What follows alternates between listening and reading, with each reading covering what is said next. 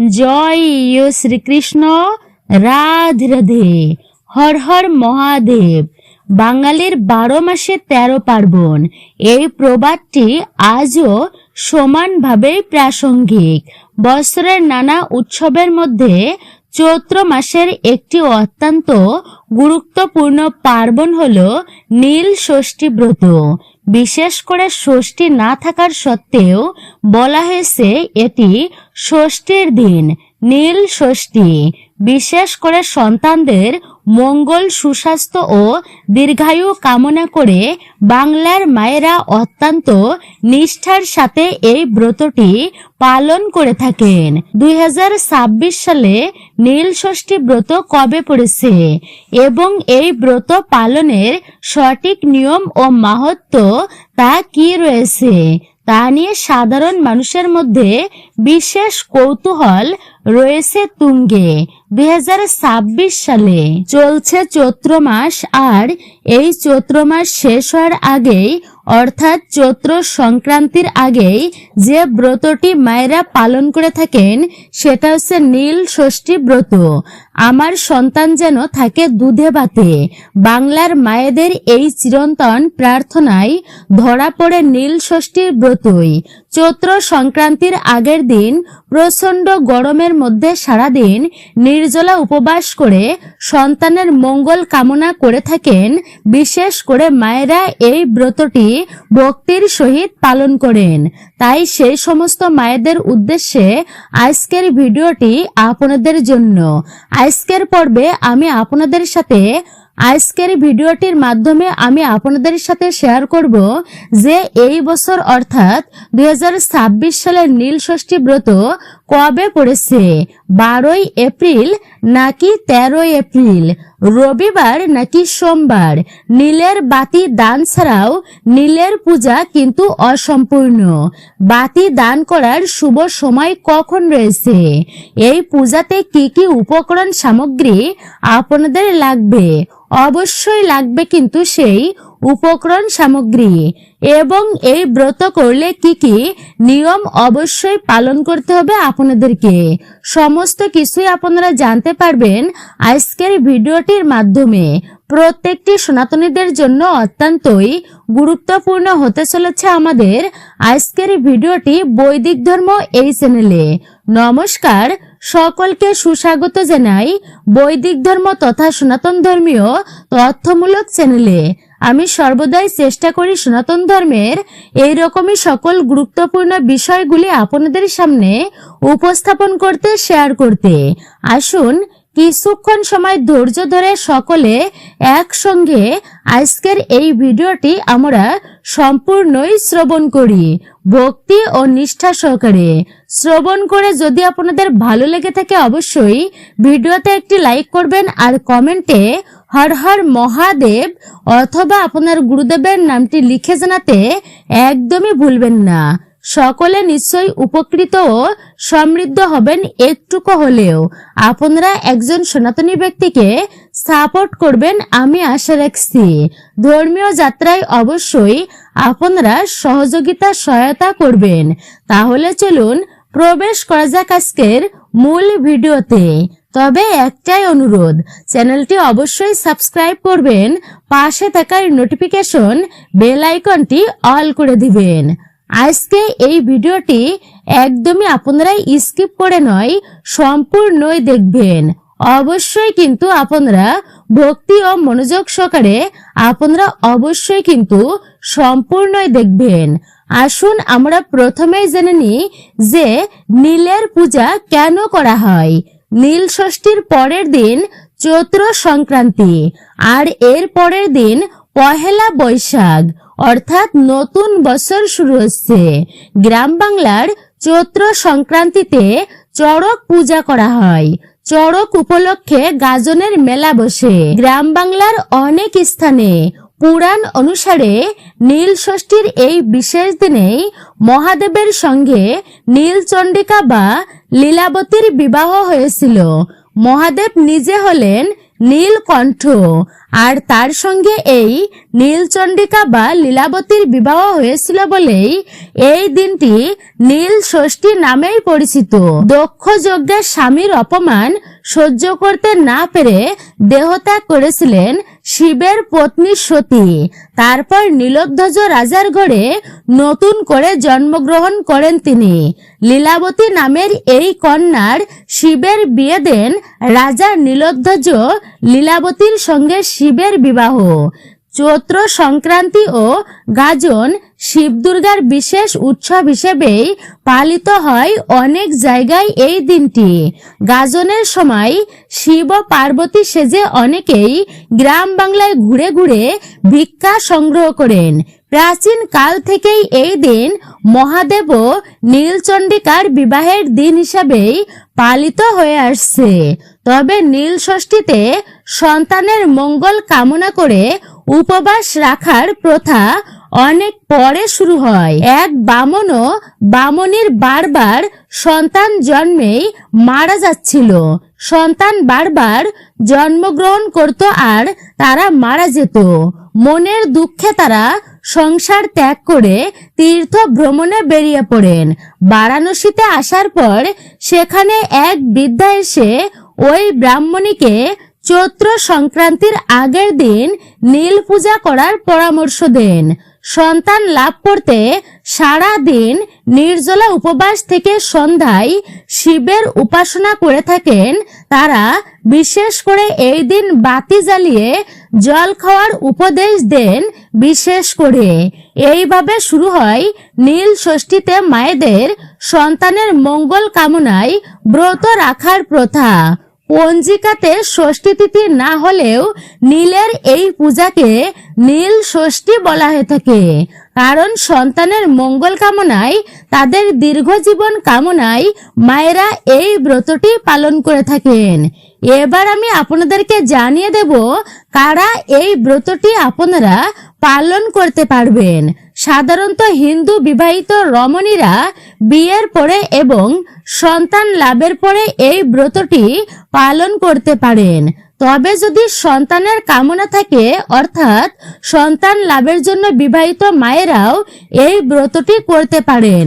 ব্রতের নিয়ম, এই ব্রত নিষ্ঠা ভরে পালন করতে হবে। ব্রতের আগের দিন অবশ্যই নিরামিষ খাবার গ্রহণ করতে হবে এবং ব্রতের দিন সারা দিন উপবাস রাখতে হবে। নির্জলা উপবাসী রাখার নিয়ম রয়েছে। তবে যাদের অসুবিধা আছে তারা সামান্য জল বা ফলাহার করতে পারেন। একবার এবং সন্ধ্যাবেলায় এই পূজা হয়। সন্ধ্যাবেলায় দেবাদিদেব মহাদেবের পূজা দিয়ে এবং নীলের বাতি জ্বালিয়ে নীলের বাতি অর্থাৎ ঘিয়ের প্রদীপ প্রজ্বলিত করতে হয়। যার যে কয়টি সন্তান তারা সেই কয়টি প্রদীপ প্রজ্বলিত করেন এবং তারপরে এই ব্রত সম্পূর্ণ হয়। এই ব্রত সম্পূর্ণ হয়ে যাওয়ার পরে অনেকেই সাবু মাখা খেয়ে থাকেন বা অনেকেই চালের তৈরি কোনো জিনিসপত্র না খেয়ে থেকে লুচি পরোটাও খেয়ে থাকেন, কিন্তু সেটা ব্রত সম্পূর্ণ হয়ে যাবার পরেই। আবার অনেকে আছেন যারা সেই দিন কোনো রকম গরম খাবার খান না, ঠান্ডা খাবার খান, অর্থাৎ দই, মিষ্টি, ফল ইত্যাদি বা সাবু মাখা ইত্যাদি খাবার তারা খেয়ে থাকেন। কোন রকম আনার জাতীয় জিনিসপত্র তারা গ্রহণ করেন না। যাদের যেরকম নিয়ম আছে তারা সেরকম ভাবেই পালন করবেন। তবে ব্রত সম্পূর্ণ হওয়ার আগ পর্যন্ত আপনারা চেষ্টা করবেন শুধুমাত্র একবার ফলাহার করতে অথবা নির্জলা উপবাস রাখতে বা শুধুমাত্র জল গ্রহণ করতে। এইবার আমি আপনাদেরকে বলে দেব যে নীল পূজা কবে পড়েছে। নীল পূজা এই বছর 2026 সালে বাংলার 29শে চৈত্র 1432, ইংরাজি 13 এপ্রিল 2026 সোমবার দিন। সেই দিন আপনারা নীল পূজা করতে পারেন। এতে তিথির কোনো ব্যাপার নেই, এটি ষষ্ঠী তিথি নয়। আমি আগেই কিন্তু সেটি বলে দিয়েছি যে এটি কিন্তু ষষ্ঠী তিথি নয়। নীলের পূজা সাধারণত চৈত্র সংক্রান্তির আগের দিন হয়ে থাকে। বাতি দান করার শুভ মুহূর্ত হচ্ছে 13 এপ্রিল বিকাল 5:02 থেকে শুরু করে সন্ধ্যা 7:15 পর্যন্ত। এই বাতি দান সাধারণত নিজের ঘরের যে মন্দির আছে সেখানেই করা হয়ে থাকে। নীলের বাতি প্রজ্বলিত করা হয়। আপনারা যদি মন্দিরে একটি প্রদীপ প্রজ্বলিত করে আসেন তাহলেও হবে, কিন্তু চেষ্টা করবেন বাড়িতে একটি ঘিয়ের প্রদীপ প্রজ্বলিত করতে এবং দেখতে যেন সেই প্রদীপটি যেন সারা রাত্রি, বিশেষ করে আপনারা দেখবেন যেন সেই প্রদীপটি সারা রাত্রি ধরে জ্বলে। এইবার আমি আপনাদেরকে বলে দেব নীল পূজার উপকরণ এবং সামগ্রী কি রয়েছে। তবে আপনারা প্রথমে যে সামগ্রীটি নীলের পূজার জন্য প্রয়োজন হবে আর সেটা হচ্ছে পঞ্চামৃত। আপনারা পঞ্চামৃত তৈরি করবেন, অর্থাৎ দুধ, দই, ঘি, মধু এবং শর্করার সহযোগে এই 5টি জিনিস একত্রে মিশিয়ে তৈরি করা হয় পঞ্চামৃত। এবং এই পঞ্চামৃত দিয়ে শিবলিঙ্গে অভিষেক করা অত্যন্তই ভালো।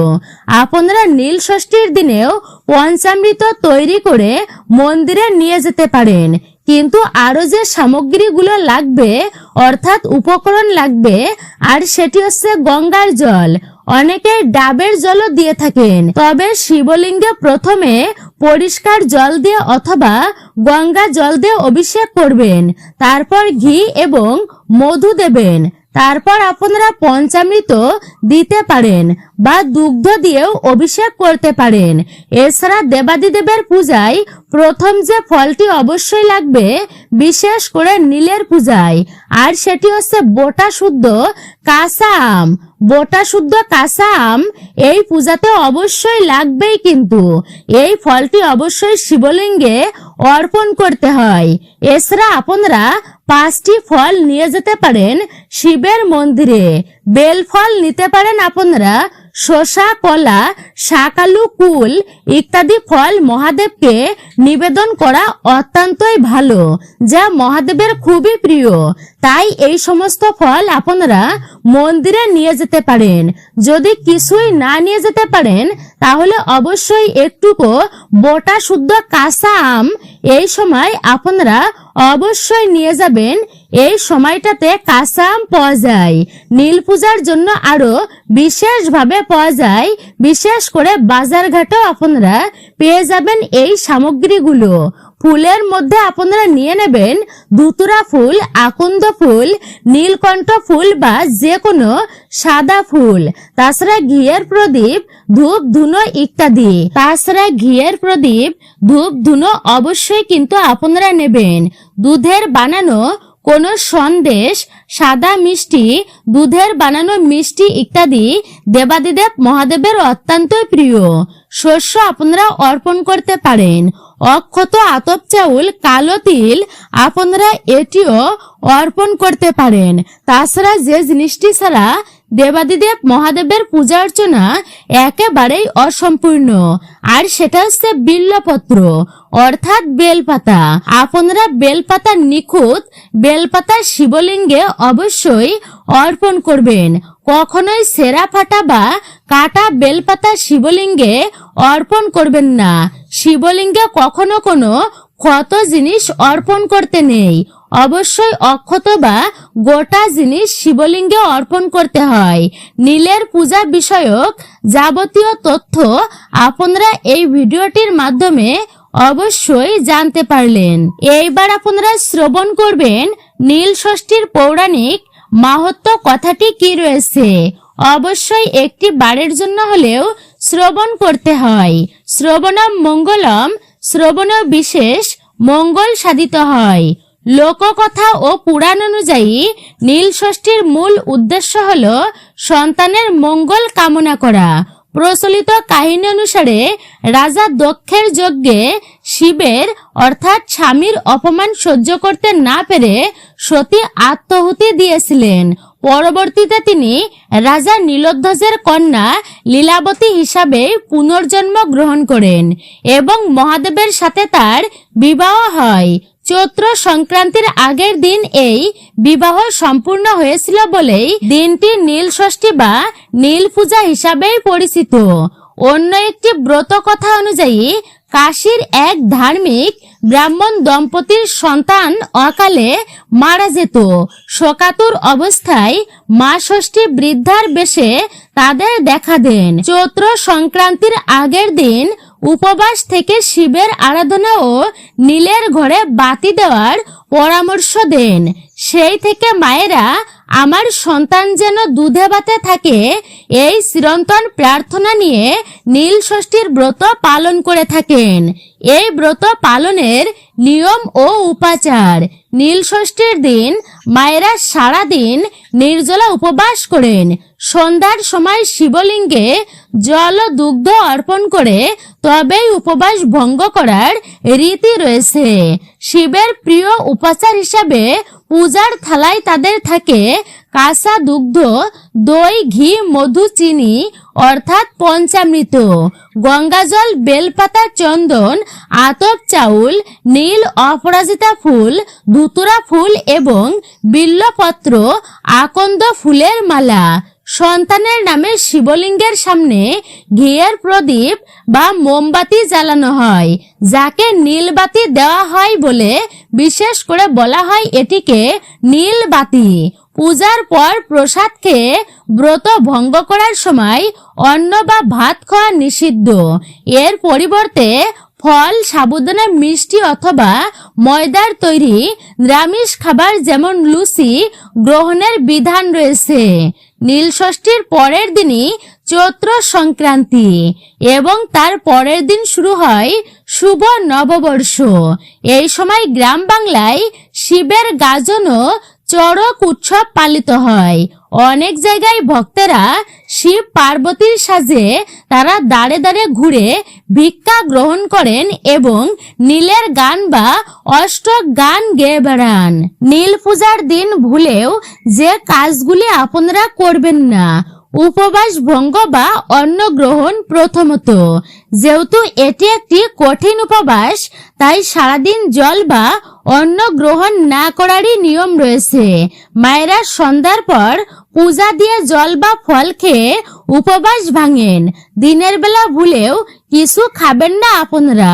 দ্বিতীয়ত, নির্দিষ্ট সবজি বর্জন, অর্থাৎ এই দিনে কিছু সবজি আপনারা গ্রহণ করবেন না।